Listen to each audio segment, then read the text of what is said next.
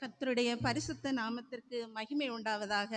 இந்த நாளிலும் என்னை இவ்விடத்திலே நிறுத்தின என் தேவாதி தேவனுக்கு முதலாவது துதி ஸ்தோத்திரங்களை ஏறெடுத்துக் கொள்கின்றேன்.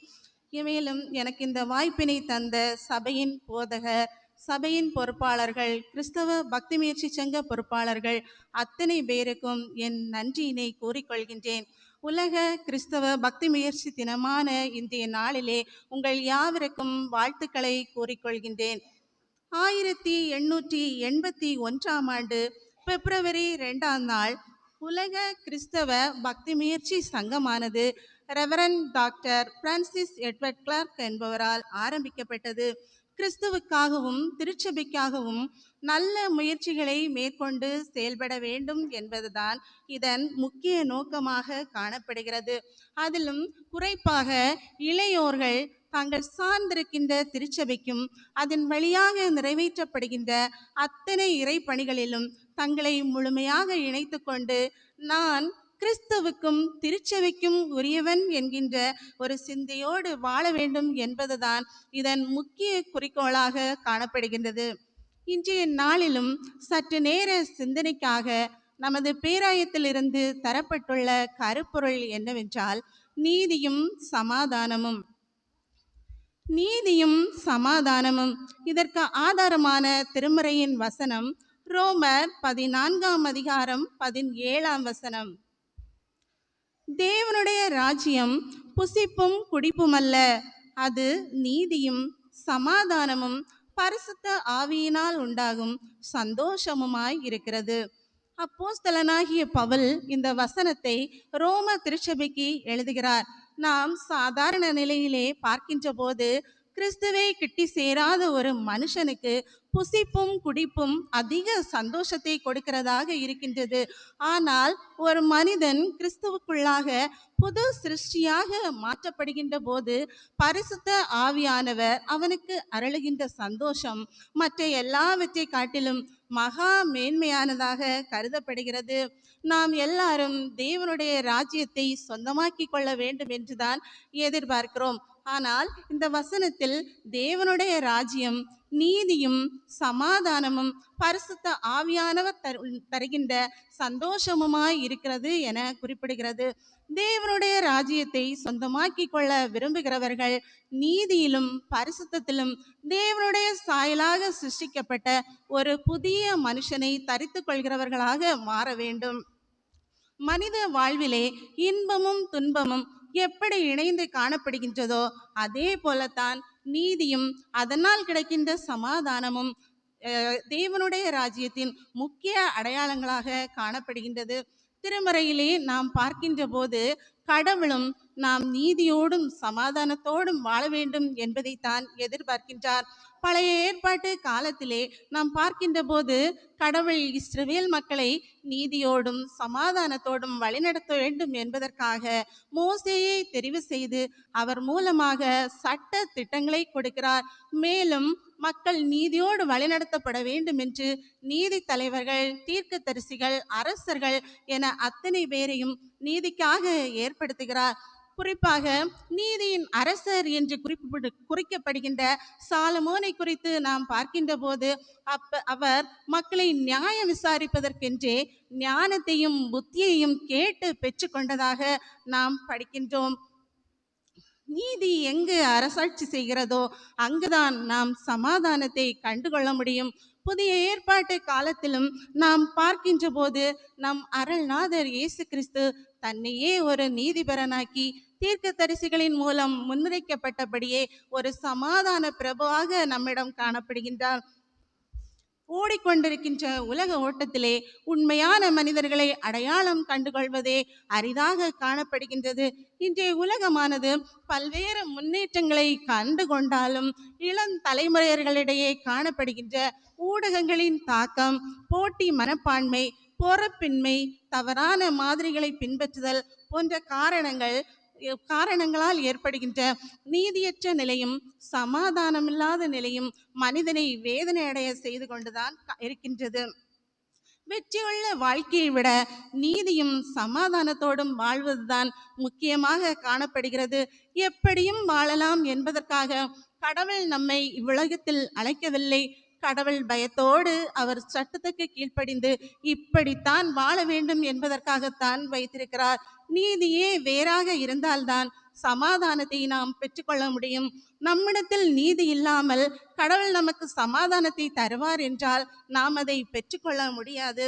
இன்று நாளிலும் நீதி மற்றும் சமாதானமான வாழ்வுக்கு நாம் செய்ய வேண்டியவைகளை குறித்தும் நம்முடைய வாழ்வு எப்படி அமைய வேண்டும் என்பதை குறித்தும் 3 தலையங்கங்களின் கீழ் சிந்திக்க இருக்கின்றோம். முதலாவதாக, தேவனுக்கு பிரியமாக வாழ நீதியான வாழ்வே அடிப்படை. நீதியான வாழ்வு என்பது சட்டத்தின்படி வருவதல்ல, தேவனுடைய சித்தத்தின்படி வருவது. ஒரு மனிதர் தன் பேரனிடம் பேசிக் கொண்டிருக்கும் போது கூறினாராம், ஒவ்வொரு மனிதனுக்குள்ளும் 2 விதமான ஓநாய்கள் காணப்படுகின்றது. அதில் முதல் ஓநாயிடம் கோபம், வன்முறை, அநீதி நிறைந்து காணப்படுகிறது. இரண்டாவது ஓநாயிடம் அன்பு, நீதி, சந்தோஷம், சமாதானம், உதவி செய்யும் பண்பு நிறைந்து காணப்படுகிறது என்று. அப்போது அந்த பேரன் கேட்டானாம், தாத்தா, இவ்விரண்டில் எந்த ஓநாய் வெற்றி பெறும் என்று. அப்போது அந்த மனிதர் சொன்னாராம், நீ எதற்கு உணவிடுகிறாயோ அதுவே வெற்றி பெறும் என்று. ஆம், நாம் எதை வளர்க்க என்று நினைக்கிறோமோ அதுதான் நம் வாழ்விலே மலரும். இதையே தான் திருமறையும் நீ எதை விதைக்கிறாயோ அதையே அறுப்பாய் என்று நமக்கு கற்றுத்தருகின்றது. நீதியான வாழ்வு என்பது நாம் தவறு செய்யாமல் வாழ்கின்ற வாழ்வு அல்ல. இந்த உலகத்திலே நாம் பார்க்கின்ற போது பணம், பதவி, புகழ், அதிகாரம், ஆடம்பரம், பொழுதுபோக்கு என பல்வேறு காரியங்கள் நம்மை கவர்ந்து இழுக்கின்ற வகையிலே காணப்படும். ஆனால் நாம் இவை எல்லாவற்றையும் தவிர்த்து சரியான ஒன்றை மாத்திரம் தெரிவு செய்து ஆண்டவருக்கு பிரியமாக, நேர்மையாக, நீதியான வழியில் வாழ பழக வேண்டும். மீகா தீர்க்கதரிசி 6ஆம் அதிகாரம் 8ஆம் வசனத்தில் அழகாக கூறுகிறார், மனுஷனே, நன்மை இன்னதென்று அவர் உனக்கு அறிவித்திருக்கிறார். நியாயம் செய்து இரக்கத்தையே சிநேகித்து உன் தேவனுக்கு முன்பாக மனத்தாழ்மையாய் நடப்பதே அல்லாமல் வேறு எண்ணத்தை கர்த்தர் உன்னிடத்தில் கேட்கிறார் என்று.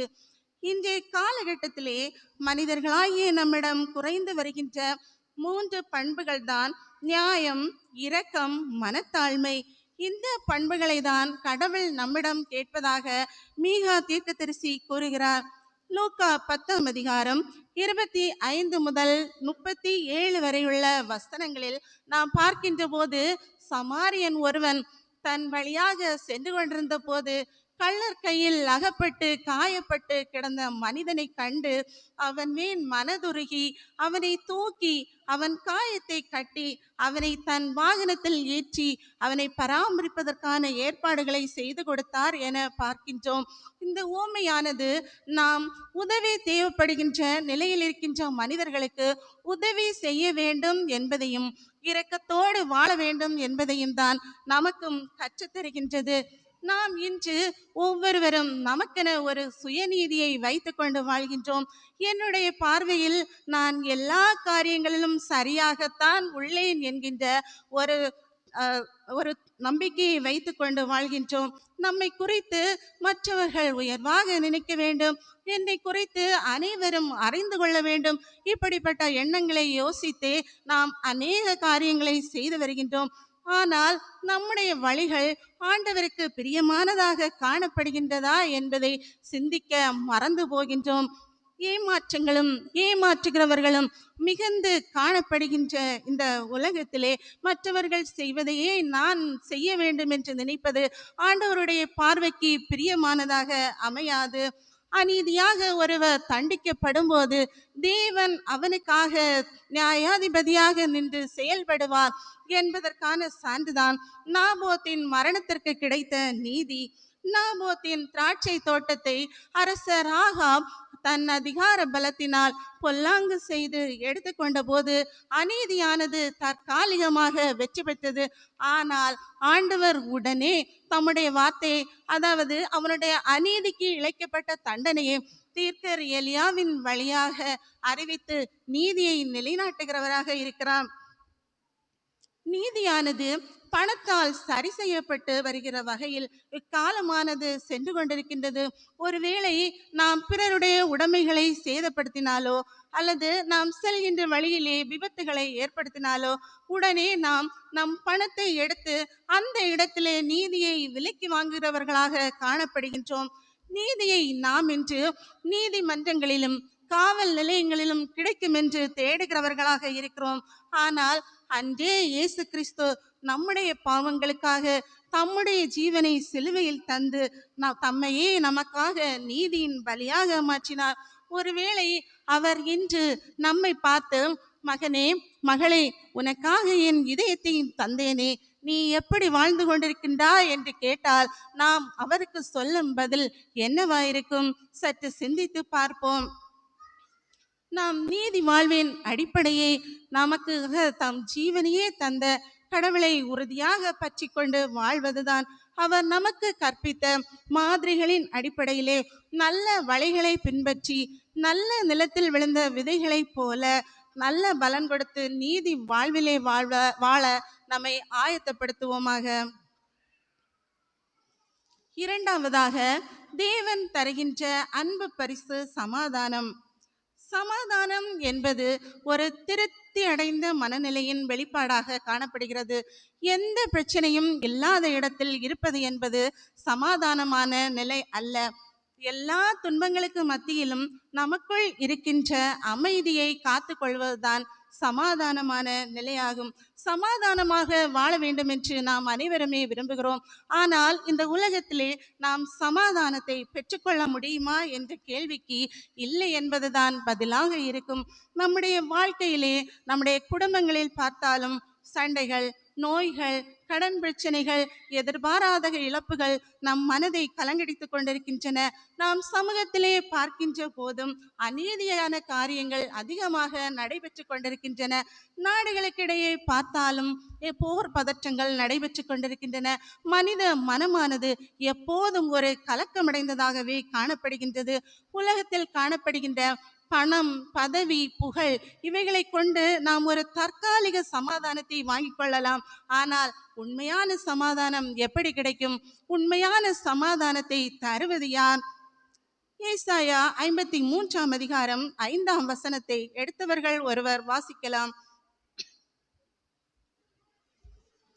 ஏசாயா 53:5. நம்முடைய மீறுதல்களை நிமித்தம் அவர் காயப்பட்டு, நம்முடைய அக்கிரமங்களை நிமித்தம் அவர் நொறுக்கப்பட்டார். நமக்கு சமாதானத்தை உண்டு பண்ணும் ஆக்கினை அவர் மேல் வந்தது. அவருடைய தழும்புகளால் குணமாகிறோம். இந்த வசனத்திலே நாம் பார்க்கின்ற போது இயேசு கிறிஸ்து ஒருவர் மாத்திரமே நமக்கு சமாதானத்தை தர வல்லவராயிருக்கிறார். நம்முடைய பாவங்களுக்காக அவர் அடிக்கப்பட்டு நொறுக்கப்பட்டு அவருடைய சமாதானத்தை நமக்காக தந்திருக்கின்றார். யோவான் 14ஆம் அதிகாரம் 27ஆம் வசனத்தில் நாம் பார்க்கின்ற போது இயேசு கிறிஸ்து தம்முடைய சிலுவை மரணத்திற்கு முன்பாக தன் சீடர்களிடம் கூறுகிறார், சமாதானத்தை உங்களுக்கு வைத்து போகிறேன், என்னுடைய சமாதானத்தையே உங்களுக்கு கொடுக்கிறேன், உலகம் கொடுக்கிற பிரகாரம் நான் உங்களுக்கு கொடுக்கிறதில்லை என கூறுகிறார். அதே போலத்தான் அவருடைய சிலுவை மரணத்திற்கு பின்பும் உயிர்த்தெழுந்த இயேசு கிறிஸ்து யூதர்களுக்கு பயந்து போய் கதவை பூட்டிக் கொண்டு அமர்ந்திருந்த சீடர்களுக்கு முன்பாக போய் நின்று உங்களுக்கு சமாதானம் என குறிப்பிடுகிறார். பயந்து போய் இருந்தவர்கள் கர்த்தரை கண்டு சந்தோஷப்பட்டதாக நாம் திருமறையிலே படிக்கிறோம். ஆம், இந்த உலகம் கொடுக்கின்ற சமாதானம் தற்காலிகமானது. ஆனால் ஆண்டவர் கொடுக்கின்ற சமாதானமே நிலையானதாக காணப்படுகின்றது. இன்றைக்கு நாம் வீடுகளிலே சந்திக்கின்ற ஒரு பொதுவான பிரச்சனை, பெற்றோர்கள் கூறுவார்கள் பிள்ளைகளை பார்த்து, உன்னால் எனக்கு சமாதானம் இல்லை என்று. பிள்ளைகள் பெற்றோரை பார்த்து கூறுவார்கள், என் பெற்றோர் என்னை புரிந்து கொள்ளவே இல்லை என்று. ஒரு குழந்தையானது சிறு பிள்ளையாக இருக்கின்ற போது அது தவறு செய்தால் நாம் அதை தண்டித்தாலும் ஏன் இவ்வாறு செய்தாய், இப்படி செய்யக்கூடாது என்றெல்லாம் சொல்லி ஒரு அன்பு கலந்த அரவணைப்பை கொடுக்கின்றோம். இப்படி நாம் அரவணைக்கின்ற போது அந்த குழந்தையானது தன் மனதில் உள்ளதை அப்படியே நம்மிடம் கூறிவிடுகிறது. அதே நேரத்தில் ஒரு வாலிப பிள்ளை தவறு செய்கின்ற போது நாம் அந்த பிள்ளையை பார்த்து, உன்னை பார்த்தாலே எனக்கு அவமானமாக இருக்கிறது, உன்னை பெற்றதற்காக நான் வருத்தப்படுகிறேன், இப்படிப்பட்டதான தேவையான வார்த்தைகளை கூறுகிறோம். இதனால் அந்த பிள்ளையின் மனதிலே காயம் ஏற்பட்டு கோபமும் எரிச்சலும் தான் அதிகரிக்கின்றது. பெற்றோர்கள் பிள்ளைகளுக்கிடையே இதனால் ஒரு இடைவெளிதான் உண்டாகிறது. அன்பும் அரவணைப்பும் கேள்விக்குறியாகி போகின்றது. இதை நாம் சரிப்படுத்த என்ன செய்ய வேண்டும்? ஒரே வழி, குடும்பமாக ஜெபிப்பது மாத்திரம்தான். நாம் குடும்பமாக அமர்ந்து தேவனுடைய பாதத்தில் ஜெபிக்கும் போதுதான் ஒரு பெற்றோரின் மனதில் இருக்கின்ற கவலைகள், எதிர்பார்ப்பு, கண்ணீர் இவை எல்லாவற்றையும் அந்த பிள்ளை புரிந்து கொள்கின்றது. அதே போல பிள்ளையின் மனதில் எதிர்பார்ப்புகள் பெற்றோருக்கு தெரிகிறது. ஆகவே நாம் குடும்ப ஜெபத்தை கண்டிப்பாக செய்ய வேண்டும். அப்போதுதான் நமது குடும்பத்தினுடைய சமாதானம் காக்கப்படுகின்றது.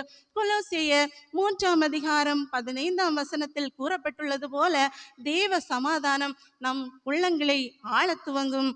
தன் வாழ்விலே சமாதானத்தை இழந்து ஆண்டவருடைய வசனத்தின் வாயிலாக சமாதானத்தை பெற்றுக்கொண்ட ஒரு நபர்தான் ஆண்டனி மார்வல் ஜெரோம். இவர் தனது சாட்சியினை இவ்வாறாக எழுதுகிறார்: நான் பாவம் என்னும் பள்ளத்தாக்கில் பன்றி போல திரிந்தேன், சாபம் என்னும் சாக்கடையில் சாக்கடையாயிருந்தேன், வேதத்தை வெறுத்து சத்தியத்தை மறந்து பாரம்பரியத்தில் நம்பிக்கையாயிருந்தேன். வெளியிலிருந்து பார்த்தால் நான் அடிக்கடி ஆலயத்திற்கு செல்லும் ஒரு பக்திமான், ஆனால் உள்ளுக்குள்ளே நான் ஒரு வெள்ளையடிக்கப்பட்ட கல்லறை. பாவத்திலிருந்து மீண்டு வர பல்வேறு பாத யாத்திரைகள் சென்றேன். தீய பழக்க வழக்கங்களிலிருந்து மீண்டு வர யோகா, தியானம் போன்றவைகளை மேற்கொண்டேன். எனக்குள் சமாதானம் என்பதே இல்லை. எங்கும் இருள் சூழ்ந்த நிலை. தொடர்ந்து என் உடல்நிலையிலும் பாதிப்பு ஏற்பட்டது. நான் ஏன் வாழ வேண்டும் என்கின்ற எண்ணம் எனக்குள் வந்தது. தற்கொலை செய்து இறந்து விடலாம் என்று யோசித்துக் கொண்டிருந்த அன்று இரவு பாரம்பரிய சிந்தனைகளை தவிர்த்து தேவனுடைய வசனத்தை மாத்திரம் போதிக்கிற ஒரு நபர் எனக்கு கால் செய்தார். என் மனதில் இருந்ததை அவரிடம் கூறி எழுதேன். அவர் தேவனுடைய அன்பையும் பாவ மன்னிப்பையும் பரலோக வாழ்வையும் குறித்து எனக்கு போதித்தார். நான் என் இருதயத்தை தேவனுக்கு நேராக திருப்பினேன். வேத புஸ்தகத்தை எடுத்து படிக்க ஆரம்பித்தேன். தேவன் தம்முடைய வசனத்தின் மூலமாக என்னோடு பேசினார். என் இருதயத்திலே சமாதானத்தை அருளினார் என குறிப்பிடுகின்றார். யாருக்கு சமாதானம் அளிக்கப்படுகிறது என்று நாம் திருமறையில் பார்க்கும்போது சங்கீதம் 119 165 கூறுகிறது: உம்முடைய வேதத்தை நேசிக்கிறவர்களுக்கு மிகுந்த சமாதானம் உண்டு என்று.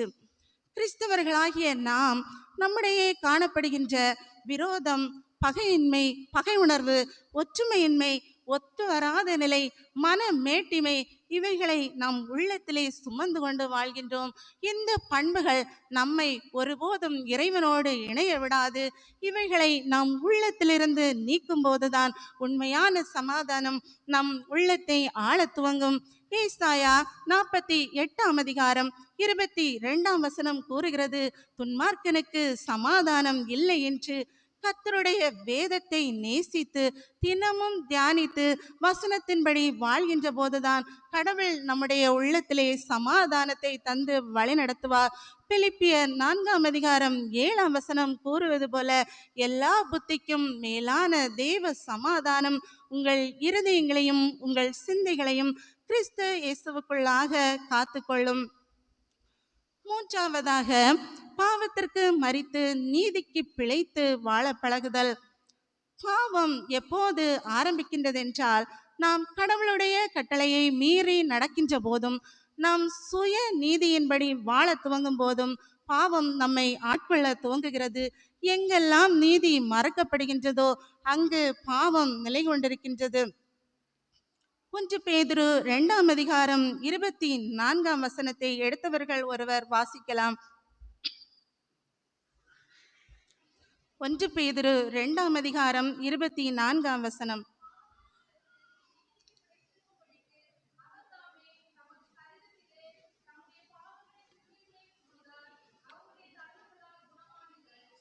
நாம் பாவங்களுக்கு செத்து நீதிக்கு பிழைத்திருக்கும்படிக்கு அவர்தாமே தமது சரீரத்திலே நம்முடைய பாவங்களை சிலுவையின் மேல் சுமந்தார் என்று கூறுகிறது. பாவத்திற்கு மரித்து நீதிக்கு பிழைத்தல் என்பது இயேசு கிறிஸ்துவனுடைய சிலுவை மரணத்தின் மூலமாக கிறிஸ்தவ விசுவாசிகளாகிய நம்முடைய வாழ்விலே ஆவிக்குரிய ஒரு மாற்றத்தை கொண்டு வருகிறதாக காணப்படுகிறது. நம்முடைய பழைய சுவாபமானது முழுவதுமாக கிறிஸ்துவனுடனே கூட சிலுவையில் அறையப்பட்டு நாம் கிறிஸ்துவனுடைய புதிய சுபாவத்தை தரித்து கொண்டவர்களாக வாழ ஆரம்பிக்கின்றோம். பழைய பாவத்திற்கு மரித்து நீதிக்கு பிழைத்த 3 நபர்களை குறித்து நான் உங்களுக்கு குறிப்பிடுகிறேன். லூக்கா 19ஆம் அதிகாரம் 1 முதல் 10 வரை உள்ள வசனங்களை பார்க்கின்ற போது சகேயு என்கின்ற ஒரு வரி வசூலிப்பவன் காணப்படுகிறார். மக்களிடையே அநியாயமாக பணத்தை பறித்து கொண்டிருந்தவன் இயேசு கிறிஸ்துவை காண மட்டும் பாவத்திலே மூழ்கி போனவனாக இருந்தான். இயேசு கிறிஸ்துவை கண்டபோது தன் பாவத்திற்கு மரித்து நீதிக்காக மாற துவங்குகிறான். அவன் கூறுகிறான், நான் என் சொத்தில் பாதியை ஏழைகளுக்கு கொடுக்கிறேன், நான் அநியாயமாக சம்பாதித்ததை நாளத்தனையாக திருப்பிக் கொடுக்கிறேன் என்று பாவத்திலே மரித்து நீதிக்காக வாழ துவங்குகிறான். இரண்டாவதாக லூக்கா 23ஆம் அதிகாரம் 39 முதல் 43 வரை உள்ள வசனங்களை நாம் பார்க்கின்ற போது சிலுவையில் இருந்த ஒரு திருடனை குறித்து கூறப்பட்டுள்ளது. தன் வாழ்நாளிலே குற்றவாளியாக காணப்பட்டவன் சாகின்ற தருவாயிலே தன் தவறை உணர்ந்து கொள்கின்றான். நான் செய்த தவறுக்காகத்தான் நான் தண்டனை பெறுகிறேன் என ஒப்புக்கொண்டு தன் பாவத்திற்கு மரித்தவனாய் இயேசுவின் நீதிக்கு திரும்புகிறான். அன்றே இயேசு கிறிஸ்து அவனுக்கு தன்னுடைய பரதீசை வாக்கு பண்ணினார். மூன்றாவதாக அப்போஸ்தலர் 9ஆம் அதிகாரத்திலே பார்க்கின்ற போது சவுல் என்ற ஒரு மனிதனை குறித்து குறிப்பிடப்பட்டுள்ளது. சவுல் என்கிற மனிதர் கிறிஸ்தவர்களை துன்புறுத்தி கொலை செய்து வாழ்ந்து வந்தவர். இயேசு கிறிஸ்துவின் ஒளி அவரை சந்தித்த போது நான் என்ன செய்ய சித்தமாய் இருக்கிறீர் என்று சொல்லி தன்னை அப்படியே ஒப்பு கொடுக்கிறார். அவருக்குள் இருந்த வன்முறையான பாவங்கள் மறிக்கப்படுகிறது. தனது பெயரையே பவுல் என மாற்றிக்கொண்டு கிறிஸ்துவுக்காய், அதாவது நீதிக்காய் பாடுபட தொடங்குகிறார். என்னும் கிறிஸ்துவின் வருகையை அவளோடு எதிர்பார்த்து காத்து கொண்டிருக்கிறவராய் இது முதல் நீதியின் கிரீடமானது எனக்கு வைக்கப்பட்டிருக்கிறது என குறிப்பிடுகிறார். இந்த உலகத்திலே நாம் பாவத்தில் சிக்கிக்கொள்வது ஒன்றும் பெரிதான காரியமில்லை. ஆனால் 1 கொரிந்தியர் 6ஆம் அதிகாரம் 12ஆம் வசனத்தில் கூறப்பட்டுள்ளதை போல எல்லாவற்றையும் எனக்கு அனுபவிக்க அதிகாரம் உண்டு, ஆகிலும் எல்லாம் தகுதியாயிராது, எல்லாம் எனக்கு தகுதியாயிராது என்கின்ற ஒரு சிந்தையோடு நாம் பாவத்திற்கு விலகி ஓட கற்றுக்கொள்ள வேண்டும். தானியேலுக்கு அடிமையாக தான் கொண்டு செல்லப்பட்ட இடத்திலேயே ராஜ உபசரிப்பு கிடைக்கிறது. ஆனால் அவன் தேவனுடைய கட்டளைக்கு கீழ்ப்படிந்து என் சரீரத்தை நான் தீட்டுப்படுத்த மாட்டேன் என்கின்ற வைராக்கியத்தோடு தன் சரீரத்தை காத்து கொள்கின்றான். பாவம் நிறைந்த உலகிலே பாவத்தோடு வாழ சமாதானம் செய்யக்கூடாது. கடவுளுக்கு பிரியமில்லாத காரியங்களை செய்ய நாம் தூண்டப்படுகின்ற போது சூழ்நிலைகளை தைரியமாக எதிர்கொள்ள தயாராக இருக்க வேண்டும். ரோமர் 6ஆம் அதிகாரம் 2 முதல் 12 வரை உள்ள வசனங்களை நாம் பார்க்கின்ற போது பாவத்திற்குள்ளாக மரித்தவர்கள்தான் கிறிஸ்துவுடனே கூட நீதிக்கென்று பிழைக்கிறவர்களாக காணப்படுகிறார்கள். பாவ வாழ்க்கையை விட்டு புதிய வாழ்க்கைக்கு தங்களை ஆயத்தப்படுத்திக் கொள்கிறார்கள். புதிய மனிதனாக வாழ துவங்குபவர்களை நீதிக்காக வாழ்பவர்கள் என திருமறை குறிப்பிடுகின்றது. இந்த உலகத்திலே நாம் பிறந்தது முதல் இதுவரையிலும் அறிந்தும் அறியாமலும் துணிந்தும் அநேக பாவங்களை நாம் செய்து வருகின்றோம். நாம் செய்கின்ற பாவத்தை நம் உள்ளத்தில் உணர்ந்து கொண்டவர்களாய் கடவுளுடைய மன்னிப்பு கேட்டு அவருடைய மன்னிப்பை பெற விரும்பும் போதுதான் நம் பாவ நிலையில் நாம் மரித்தவர்களாக மாற முடியும். நம் உள்ளத்திலே ஒரு புதிதான ஆவியோடு தேவனுடைய சாயலாக சிருஷ்டிக்கப்பட்ட புதிய மனுஷனை தரித்து கொள்ள முடியும். பாவத்திற்காக மரித்து நீதிக்கு பிழைக்கிறவர்களாக மாறவும். இறுதியாக என் அன்பு திருச்சபையை, இருதயத்திலே பாவம் தன் கூட்டை கட்டிக்கொள்ள அனுபவித்தால் அதை எவ்வளவு விரட்டினாலும் போகாது. நீதியின் விதைகளையே விதையுங்கள். உங்கள் இருதயமாகிய நிலத்தை உழுது பண்படுத்துங்கள். முட்களுக்கிடையே விதைகளை போட்டால் முளைக்காது. முட்களை அகற்றி விடுங்கள். நீதியாக வாழுங்கள், சமாதானத்தை சுமந்து செல்லுங்கள், மெய்யான சந்தோஷம் உங்கள் இருதயங்களிலே ஆளுகை செய்யட்டும். கேட்ட வார்த்தைகளை நம் உள்ளத்திலே உணர்ந்தவர்களாக ஒரு நிமிடம் நம் கண்களை மூடி ஜெபிப்போமாக. அன்பின் பரலோக பிதாவே, கேட்ட இறை சத்தியத்திற்காக உமக்கு நாங்கள் நன்றி செலுத்துகிறோம் அப்பா. நாங்கள் கேட்ட வசனத்திற்கேற்றபடி ஆண்டவரே, நாங்கள் உம்முடைய நீதியின் பாதையிலே நடந்து எங்கள் உள்ளத்திலே சமாதானத்தை கண்டு கொண்டவர்களாக மாறவும், ஆண்டவரே, நீர் தருகிற நீதியிலும் சமாதானத்திலும் பரிசுத்த ஆவியானவர் தருகிற சந்தோஷத்திலும் மிகுதியாக பெருக வேண்டும் என்று இயேசு கிறிஸ்துவின் மூலம் ஜெபிக்கிறோம் நல்ல பிதாவே, ஆமேன்.